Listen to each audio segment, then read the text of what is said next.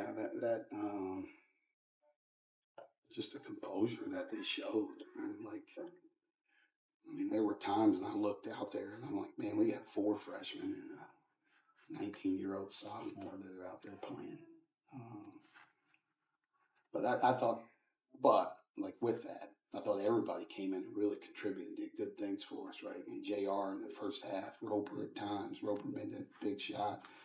Tay driving the ball, Garden, Zona, because everybody came in, did really big things for us. And we needed it. We needed every bit of it. But for us to withstand a run,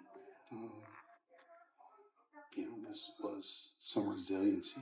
This team has shown resiliency with how we keep showing up and playing every day. But it was awesome to see the crowd be resilient for us and show up in the way that they did today. And sometimes that really spurs you on when it's tough.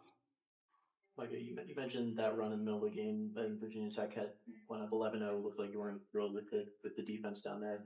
How were you guys able to respond immediately with the 5-0 run down the half and then out of halftime?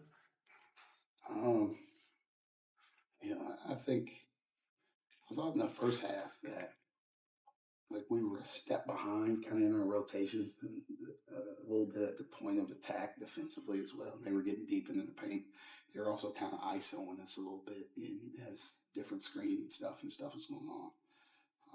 I thought we buckled down and got a little bit better there at the end, and I thought that was a good run for us to close it and get close and then give yourself some hope and then be able to talk about the changes we need to make. But then to do it, then we did it. We came out in the second half and we changed what we needed to. And we got some stops and we scored some baskets and got a little bit of juice, which is what we needed. Marcus was up here earlier talking about he kind of need something to do to contribute other than scoring. He's talking about the 6 steals. How have you seen his defensive game grow, and what stood out about that tonight? He's at the point of attack a lot, and we asked those guys, and I just explained this on the radio.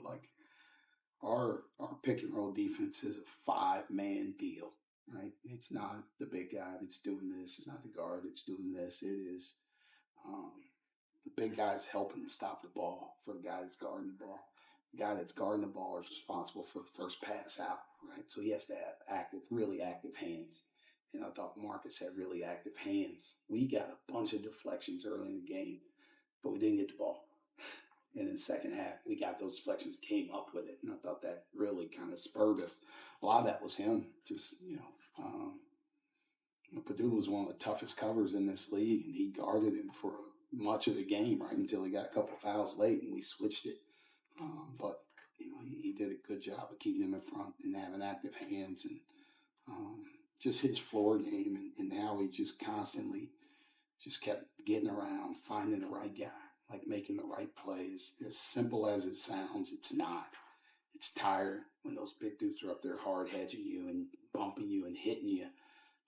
But he's doing it over and over again, and he's guarding one of the best players on their team on the other end.